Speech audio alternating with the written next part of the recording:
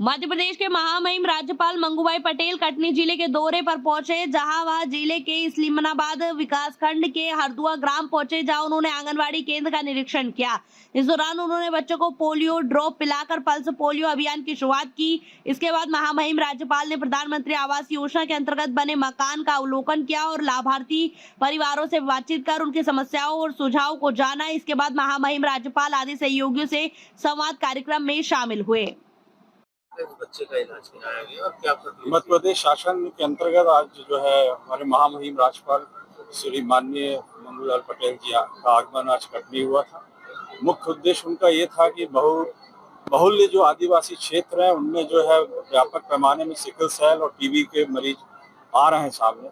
उसी के तारतम्य में आज जो है ग्राम हरदुआ इस्लामाबाद ब्लॉक भौरीवन में उनका आज आगमन था।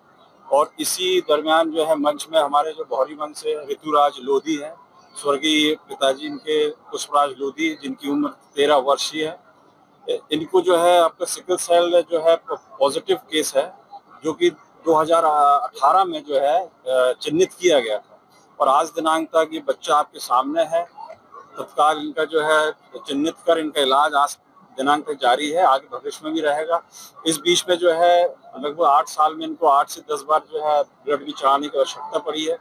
बाकी ये बच्चा हमारे सामने है, इलाज जारी है, काफी स्वस्थ है और संभवतः आगे भी स्वस्थ रहेगा यदि इसका इलाज जो है जारी रहेगा। अब समय समय से दवा उपलब्ध होगी इसको और लेता रहेगा, सेवन करता रहेगा। आगे सरकार के द्वारा जो चलाई जा रही है निःशुल्क रहती है? हाँ, निःशुल्क रहती है, पूर्णतः निःशुल्क है। जांच भी पूर्णतः निःशुल्क है। आपको बताना चाहूंगा जिले में हमारे जो 8,635 केसेस की स्क्रीनिंग की गई है स्वस्थ नारी एवं सशक्त परिवार के अंतर पखवाड़े में। और उसमें जो है लगभग जो है हमारे 11 केसेस पॉजिटिव आए। 2 कैरियर ट्रेट कहते हैं जिनको, जो आगे भी लेके जाते हैं जनरेशन। और एक प्रकार की अनुवांशिक बीमारी है। और इसका और आगे मैं अपील भी करना चाहूंगा जनमानस से कि जो भी आगे जो शादी या ब्याह होते हैं वो पति पत्नी जो है जो होने वाले हैं, वधू और वर दोनों जो है मतलब जागरूकता के हेतु जो है सिकल टेस्ट अवश्य कराएं। यदि दोनों में से किसी को एक को है तो संतान को जो आने वाली संतान भी पीड़ित हो सकती है।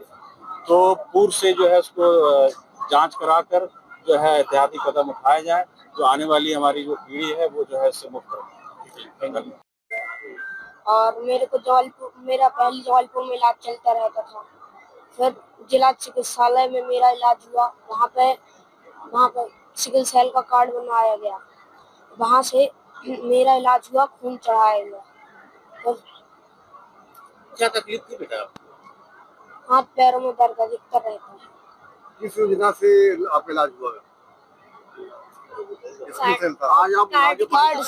आज आप राज्यपाल जी से मिले हैं, कैसा लगा? अच्छा लगा। क्या बोले राज्यपाल जी आपको? बोले ठीक है और अगर कुछ हो तो संपर्क करें। क्या नाम है आपका? ऋतुराज। ठीक है। यहाँ पर इस्लामाबाद में उनका कार्यक्रम था, क्या उन्होंने घोषित किया, किस प्रकार का उन्होंने पूरे कार्यक्रम को देखा? देखिए, महामहिम जी का समस्त प्रदेश में भ्रमण का कार्यक्रम चल रहा है। हर जिले माननीय महामहिम महोदय जा रहे हैं, जिसमें आदि केंद्र का वो शुभारंभ कर रहे हैं।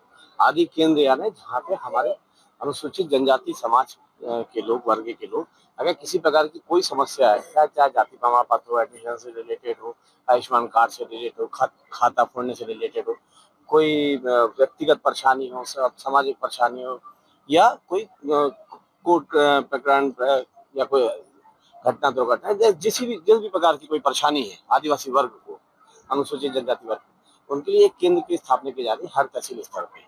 उस केंद्र पे सम्मानीय आदिवासी वर्ग का व्यक्ति अपना जाएगा, अपनी समस्या बताएगा, उसका हल उसी समय तत्काल होगा। जो तत्काल हो सकता होगा वहाँ ऑन द स्पॉट होगा, और जो शासन स्तर पे होगा उसको शासन को प्रेषित करके वहीं से हल कराया जाएगा। वो व्यक्ति को कहीं और भटकने की जरूरत नहीं पड़ेगी। ऐसे केंद्र का उद्घाटन था। साथ ही साथ प्रधानमंत्री आवास का उन्होंने निरीक्षण भी किया और आंगनबाड़ी केंद्र का निरीक्षण किया। सेल्फ हेल्प ग्रुप की महिलाओं से मिले, उनके प्रोडक्ट को जाना कि आप क्या बना रही, किस प्रकार से आपके जीवन में परिवर्तन आया है। माननीय प्रधानमंत्री जी की जो योजनाएं हैं, उन योजनाओं का लाभ लोगों को ढंग से मिल पा रहा है कि नहीं, वो भी उन्होंने देखा।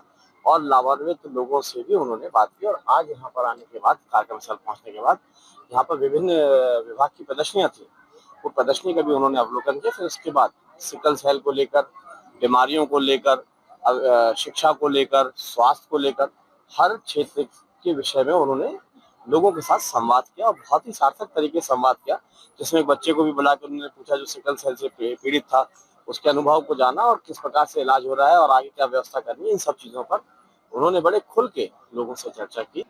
कटनी में राष्ट्रीय स्वयंसेवक संघ की स्थापना के 100 वर्ष पूरे होने पर स्वयंसेवकों ने पथ संचालन किया। अनुशासन और उत्साह के साथ हजारों स्वयंसेवकों ने भाग लिया, जिनका लोगों ने पुष्प वर्षा से स्वागत किया। विभिन्न स्थानों से स्वयंसेवक मिशन चौक पर आकर एकत्रित हुए और फिर रेलवे स्टेशन की ओर आगे बढ़े, जिसमें वक्ताओं ने संघ के उद्देश्य, शताब्दी वर्ष के महत्व पर प्रकाश डाला।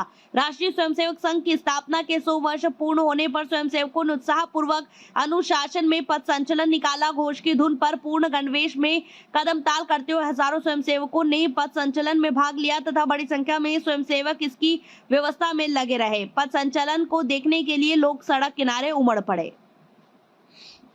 श्रीमती कविता पंकज राय, मैं श्रीमती कविता पंकज राय द्वारा मातृभूमि के सच्चे सपूत राष्ट्रीय स्वयंसेवक संघ के समस्त स्वयंसेवक कर्मियों का मैं स्वागत, वंदन और अभिनंदन करती हूँ और हमेशा स्वागत करती रहूँगा कि वो हमारे देश का, हमारे राष्ट्र का सुरक्षा करते रहे और इसी प्रकार से उनका सम्मान होता रहे।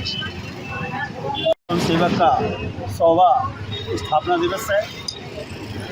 1925 में जो स्थापना दिवस हुआ था, आज 100 वर्ष पूरे हुए। उसमें हमारा एक पथ संचालन निकला हुआ है जो ये संदेश दे रहा है कि भारत को जब भी इस सपूतों की जरूरत पड़ेगी, हम सभी और संगठन में शक्ति है। भारत माता की जय।